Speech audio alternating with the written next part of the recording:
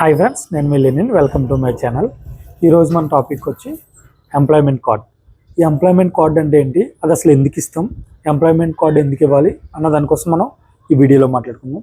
అసలు employment card అంటే మనం ఎక్కడైనా పని చేస్తున్నా, లేదంటే మన అండర్లో ఎవరైనా కాంట్రాక్టర్ వర్క్ చేస్తుందా, కాంట్రాక్టర్ కింద ఎవరైనా వర్కర్ ఉంటే ఆ వర్కర్కి ప్రొవైడ్ చేసేది ఇది ఎంప్లాయ్మెంట్ కార్డు. అంటే ఇదేంటంటే ఈ పలానా పర్సన్కి మేము ఎంప్లాయ్మెంట్ కల్పించాం, మా దగ్గర ఈ పలానా వ్యక్తి ఈ డిజిగ్నేషన్లో ఇంత శాలరీ ఇస్తున్నాం, ఇన్ని నెలల నుంచి మా దగ్గర వర్క్ చేస్తున్నాడు అని చెప్పి ఒక ఐడెంటిఫికేషన్ కార్డ్ అనేది మనం ప్రొవైడ్ చేస్తాం. దాన్నే ఎంప్లాయ్మెంట్ కార్డ్ అంటాం. దీనికోసం ఇన్ డీటెయిల్గా మనం ఈ వీడియోలో తెలుసుకుందాం. Let's get in to the video. Hi friends, మీరు చూస్తున్నారు కదా, ఇదే ఎంప్లాయ్మెంట్ కార్డ్ అంటే. సో దీన్ని మనం ఈరోజు ఎలా చేయాలన్న దానికోసం మనం మాట్లాడుకుందాం. ఎంప్లాయ్మెంట్ కార్డ్ అంటే ఏంటి, దీంట్లో ఏం డీటెయిల్స్ ఉంటాయన్నది మనం ఇన్ డీటెయిల్గా డిస్కస్ చేసుకుందాం, ఓకేనా. సో ఈ ఎంప్లాయ్ కోడ్ అనేది మనకి ఎలా క్రియేట్ చేస్తామంటే బేస్డ్ ఆన్ వర్క్మెన్ రిజిస్టర్. మనం ఆల్రెడీ ప్రీవియస్గా మాట్లాడుకున్నాం కదా వీడియోలో, వర్క్మెన్ రిజిస్టర్ ఎలా చేయాలి ఏంటి అనే దానికోసం. సో ఆ వర్క్మెన్ రిజిస్టర్లో ఉన్నటువంటి డీటెయిల్స్ని తీసుకుని మనం ఈ ఎంప్లాయ్మెంట్ కార్డ్ అనేది క్రియేట్ చేస్తాం, ఓకేనా. సో ఇక్కడ మీరు చూసుకున్నట్టయితే మనకి ముందుగా ఫామ్ నెంబర్ ఉంటుంది. ఈ ఎంప్లాయ్మెంట్ కార్డ్ యొక్క ఫామ్ నెంబర్ వచ్చి ఫామ్ 14, ఓకేనా. ఇది లేబర్ లాస్ ప్రకారం రూల్ నెంబర్ 76లో ఎంప్లాయ్మెంట్ కార్డ్ అనేది మనం ప్రొవైడ్ చేయాలి ప్రతి ఎంప్లాయీకి కూడా, ఓకేనా. ఇది ఎంప్లాయ్మెంట్ కార్డ్.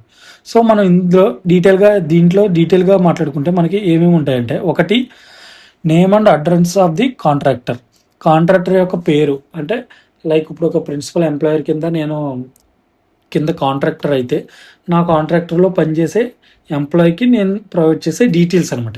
అంటే ఇప్పుడు నేను కాంట్రాక్టర్ అనుకోండి, నా కాంట్రాక్ట్ యొక్క ఫామ్ పేరు ఏంటి, అడ్రస్ ఎక్కడ అన్నది ఈ ఫస్ట్ కాలంలో మనం ఫిల్ చేస్తాం. నెక్స్ట్ వచ్చి nature of work and location. ఏ టైప్ ఆఫ్ వర్క్ చేస్తున్నాం, సెక్యూరిటీ సర్వీసా, లేదంటే మెన్ పవర్ సప్లైయా, ఏసీడీసీ వర్కా, ఎలక్ట్రికల్ వర్కా, మెకానికల్ వర్కా, సివిల్ వర్కా అనేది మనం ఇక్కడ వర్క్ మెన్షన్ చేసి, నేచర్ ఆఫ్ వర్క్ మెన్షన్ చేసి, లొకేషన్ ఎక్కడ, యానమా, కాకినాడ, వైజాగ్, విజయవాడ, రాజమండ్రి, ఇలా మనం లొకేషన్ అనేది మెన్షన్ చేస్తాం. తర్వాత నేమ్ ఆఫ్ ప్రిన్సిపల్ ఎంప్లాయర్. నేను కాంట్రాక్టర్ని అయితే నాకు వర్క్ ఇచ్చిన పర్సన్ ఉంటారు కదా, ప్రిన్సిపల్ ఎంప్లాయర్ ఎవరో ఒకరు ఉంటారు కదా, ఆ ప్రిన్సిపల్ ఎంప్లాయర్ యొక్క పేరు, వాళ్ళ అడ్రస్ కూడా మనం ఇక్కడ మెన్షన్ చేస్తాం. తర్వాత నేమ్ ఆఫ్ వర్క్మెన్ అంటే ఎంప్లాయ్ పేరు. ఈ డీటెయిల్స్ అన్నీ కూడా మనకి వర్క్మెన్ రిజిస్టర్లో ఉంటాయి, ఓకేనా. నేమ్ ఆఫ్ వర్క్మెన్ అంటే ఎంప్లాయ్ పేరు, మన దగ్గర వర్క్ చేస్తున్న ఎంప్లాయ్ పేరు ఏమిటి, ఓకేనా. Next serial number of register of workmen యొక్క సీరియల్ నెంబర్ కానీ ఎంప్లాయ్ కోడ్ కానీ ఎంత, లేదా ఎంప్లాయ్ కోడ్ ఏంటి అన్నది ఇక్కడ మనం మెన్షన్ చేస్తాం. తర్వాత designation or nature of employment.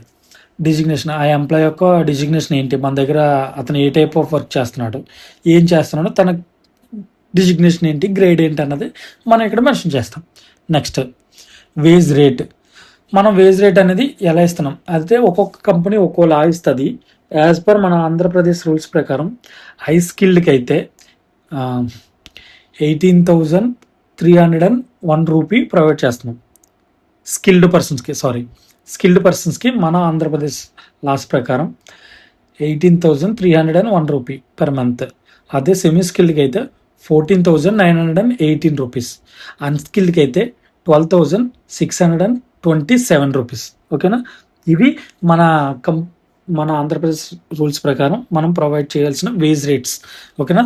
అది చూసుకుని మనం ఏది అప్లికేబుల్ అవుతుందో అది ఇక్కడ మనం మెన్షన్ చేస్తాం. తర్వాత date of commencement of employment అంటే ఇది జాయినింగ్ డేట్. లేదంటే నేను ఒక కాంట్రాక్టర్ అయితే నేను ఎప్పుడు స్టార్ట్ చేశాను వర్క్ చేయడం, ఎప్పుడు స్టార్ట్ చేశాను, లేదా నేను ఎంప్లాయ్ అయితే నేను ఈ వీళ్ళ దగ్గర వర్క్ చేయడం ఎప్పుడు స్టార్ట్ చేశాను అన్నది ఇక్కడ మనం మెన్షన్ చేస్తాం ఈ కాలంలో, ఓకేనా.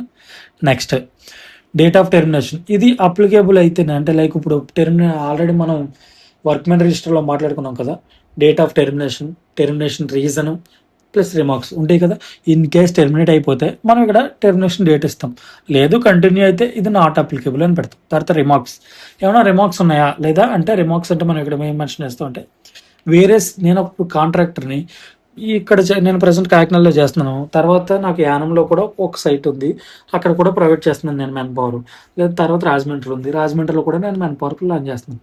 సో ఈ రాజమండ్రిలో వాళ్ళు కానీ యానంలో వాళ్ళు కానీ కాకినాడ వచ్చి వర్క్ చేస్తున్నారా అంటే డిప్యుటేషన్ మీద ఎవరన్నా వచ్చారా అన్నది ఇక్కడ రిమార్క్స్లో మెన్షన్ చేస్తాం. లేదంటే వాళ్ళని టెంపరరీయా పర్మనెంటా అన్నది కూడా మనం ఇక్కడ రిమార్క్స్లో మెన్షన్ చేస్తాం.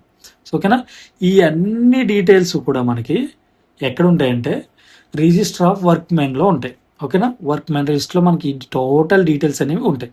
ఓకేనా, ఇవి మనకి ఆటోమేటిక్గా జనరేట్ చేయడానికి సో ఫార్ములాస్ అనేవి ఉంటాయి. వీలుక్ ఫార్ములా యూస్ చేసి మనం వర్క్ మ్యాన్ రిజిస్టర్లో ఉన్నది మనం ఇక్కడ ఎంప్లాయ్ కోడ్ సెలెక్ట్ చేయగానే లేదంటే ఎంప్లాయ్ నేమ్ సెలెక్ట్ చేయగానే మనకి రిమైనింగ్ డీటెయిల్స్ అన్నీ వచ్చేలాగా మనం వీలుక్ ఫార్ములా వేసి దీన్ని యూస్ చేస్తాం. అంటే ప్రతి ఒక్కరికి ఒక్కొక్కటి సింగిల్గా చేసే బదులు ఒకే దాంట్లో ఒక ఎంప్లాయ్ కోడ్ మనం సెలెక్ట్ చేసుకుని ఆ డీటెయిల్స్ అన్నీ కూడా మనం సేవ్ చేసుకోవచ్చు. ఫర్దర్గా మళ్ళీ రెండో ఎంప్లాయ్ కోడ్ సెలెక్ట్ చేసుకుని రెండో ఎంప్లాయ్ యొక్క డీటెయిల్స్ కూడా మనం సేవ్ చేసుకోవచ్చు. ఓకేనా, ఇలా చేసుకోవచ్చు. దీనికి ఫార్ములా యూస్ చేసి చేయాల్సి వస్తుంది. ఓకేనా, తర్వాత మనకి కిందకు వచ్చేసరికి ఏమున్నాయంటే signature of the contractor or authorised signatory, signature of workman or thumb impression. ఓకేనా, అంటే నేను ఇప్పుడు కాంట్రాక్టర్ అయితే నేను ఇక్కడ సైన్ చేసి స్టాంప్ వేస్తాను. పలానా వ్యక్తి నా దగ్గర పనిచేస్తున్నాడు అని చెప్పడానికి నేను ఇక్కడ నా సైను నా సీల్ అనేది వేస్తాను. డీటెయిల్స్ అన్నీ పక్కగా ఉంటాయి. తర్వాత నా అన్నీ పక్కగా ఉన్నాయి, డీటెయిల్స్ అన్నీ కన్ఫర్మ్ అన్నీ కరెక్ట్గా ఉన్నాయి అని చూసుకుని ఎంప్లాయీ ఇక్కడ సైన్ చేస్తాడు. లేదా సంతకం పెట్టడం రాలని వాళ్ళు ఏం చేస్తారంటే లెఫ్ట్ హ్యాండ్ థంబ్ ఇంప్రెషన్ అనేది వేస్తారు.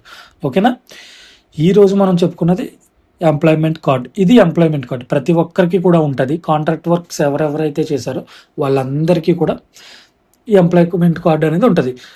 కాంట్రాక్ట్ వర్క్ అనే కాదు, కార్పొరేట్ వర్కర్లు కూడా ఈ ఎంప్లాయ్మెంట్ కార్డ్ అనేది ఉంటుంది. అది మీరు అడగడం బట్టి ఉంటుంది, వాళ్ళు ఇవ్వడం ఇవ్వకపోవడం అనేది మీరు అడగడం బట్టి ఉంటుంది. ఓకేనా, లేబర్ కంప్లైంట్స్లో వచ్చేసరికి మనం ఇది మస్ట్ అండ్ షుడ్గా వేజ్ రిజిస్టర్ తర్వాత మనం ఇది మస్ట్ అండ్ షుడ్గా ప్రొవైడ్ చేయవలసిన డాక్యుమెంట్ ఏంటది ఎంప్లాయ్మెంట్ కార్డ్. ఓకేనా, చాలామందికి ఒక డౌట్ ఉంటుంది, నేను ఇప్పుడు కాంట్రాక్ట్ వర్క్లో చేస్తున్నాను, ఈ కాంట్రాక్ట్ అయిపోగానే నన్ను తీసేస్తారా అని ఒక డౌట్ ఉంటుంది. యాజ్ పర్ నామ్స్ ప్రకారం వాళ్ళకి ఆ రైట్స్ ఉంటాయి. అంటే వాళ్ళు కాంట్రాక్ట్లో మనం పర్టికులర్ పీరియడ్ వరకు అనుకుని ఎంప్లాయీని తీసుకుంటారు. తీసుకున్న తర్వాత ఏమవుతుంది, ఆ పర్టికులర్ పీరియడ్లో వాళ్ళకి వర్క్ అయిపోతే ఆ ఎంప్లాయీతో ఇంకా వాళ్ళకి అవసరం ఉండదు కదా, ఇలా కొంతమంది తీసేస్తారు. బట్ మేజర్ కేసులో ఇలాగ ఎవరిని తీసేరు. ఎందుకంటే ఒక కాంట్రాక్టర్ అనేవాడు ఒక కంపెనీ దగ్గర ఒక్క చోట మాత్రమే వర్క్ చేయడు, వేరే కంపెనీ దగ్గర కూడా వర్క్ చేస్తాడు. ఇక్కడ కంప్లీట్ అయిన తర్వాత వేరే చోటకు కూడా ఎంప్లాయీస్ని అనే వాళ్ళని ట్రాన్స్ఫర్ చేస్తారు. అది వెళ్ళకపోవడం అనేది మీ ఇష్టం. ఓకేనా, ప్రతి ఒక్కరికి కూడా ఉండే ఒక మేజర్ డౌట్ అయితే ఇదే, ఇప్పుడు కాంట్రాక్ట్ అయిపోగానే నన్ను తీసేస్తారు, తర్వాత నేను ఏం చేయాలి, ఎత్తుక్కోవాలి, వేరే చోట ఏదైనా జాబ్ సెట్ చేసుకోవాలని చూస్తాను. లేదా అది నెగిటివ్ థాట్. మనకి కాంట్రాక్ట్ అయిన తర్వాత మనం కాంట్రాక్టర్తో మాట్లాడాలి. సో ఫర్దర్ స్టెప్ ఏంటి, నెక్స్ట్ ప్రాసెస్ ఏంటి, నేను ఇక్కడ ఉండి చేయాలా లేదంటే నన్ను వేరే చోటకి ట్రాన్స్ఫర్ చేస్తారా అని అడగాలి. ఓకేనా, వర్క్ అనేది కంటిన్యూస్గా ఉంటుంది. ఈ సైట్లో అయిపోతే వేరే సైట్లో ఉంటుంది, వేరే సైట్లో అయిపోతే ఇంకా వేరే సైట్లో ఉంటుంది. అంతే తప్ప మిమ్మల్ని తీసేయడం అంటే జరగదు. అది మీ అంతటా మీరు మానేయాలి తప్ప, లేదా మీకు నచ్చక వెళ్ళకపోవడం తప్ప. సో ఇది మీకు ఇంతటితో ఈ డౌట్స్ అనేవి క్లియర్ అయ్యాయి అనుకుంటున్నా. మీకు ఈ ఎంప్లాయ్మెంట్ కార్డులో ఏమైనా డౌట్స్ ఉంటే నన్ను కింద కామెంట్స్ రూపంలో అడగొచ్చు. ఓకేనా, ఇక్కడెక్కడ ఈ ఫార్ములాస్ యూస్ చేస్తారు, ఎలా ఆటోమేటిక్గా వస్తుంది అన్న మీరు ఆల్రెడీ చెప్పారు కదా. ఇది ఆటోమేటిక్గా ఒక ఎంప్లాయీ కూడా సెలెక్ట్ చేస్తే కర్మ డీటెయిల్స్ అన్నీ వచ్చేస్తాయి కదా, వీలుక్ ఫార్ములా అని చెప్పారు కదా మీరు నాకు. అది ఎలా యూజ్ అవుతుందని మీరు నన్ను కామెంట్ రూపంలో అడిగితే నేను దానికోసం ఒక స్పెషల్ వీడియో చేస్తాను. అంటే నేను ఈ ఎంప్లాయ్మెంట్ కార్డ్ అనేది క్రియేట్ చేసి ఏ ఫార్ములాస్ వాడి ఎలాగా జనరేట్ చేస్తాం మనం అన్నది ఒక వీడియో చేసి పెడతాను. ఓకేనా, మీకు ఇన్ కేస్ నెససరీ అనుకుంటే కామెంట్ చేసి అడగచ్చు. నేను ప్రతిదీ కూడా ఇన్ డీటెయిల్గా మీకు ఎక్స్ప్లెయిన్ చేయడానికి ట్రై చేస్తాను. ఓకేనా, ఇది ఇవాళ వీడియో. నెక్స్ట్ వీడియోలో ఫర్దర్గా వచ్చే వీడియోస్ కోసం మాట్లాడుకుందాం. సో ఎంప్లాయ్మెంట్ కార్డ్ అంటే ఇది, మీరు పూర్తిగా దీనికోసం తెలుసుకున్నారని అనుకుంటున్నాను. మీకు ఇందులో ఇంకేమన్నా డౌట్స్ ఉంటే నన్ను కామెంట్ చేసి అడగచ్చు. ఓకేనా, ఫర్దర్గా వచ్చే వీడియోస్లో ఏ ఇన్ఫర్మేషన్ మీరు మిస్ కాకుండా ఉండాలంటే please do subscribe to my channel and bell icon ఆన్లో పెట్టుకోండి. నా నుంచి ఏ అప్డేట్ వచ్చినా మీకు వెంటనే తెలుస్తుంది. ఓకేనా, thank you for watching. Have a nice day.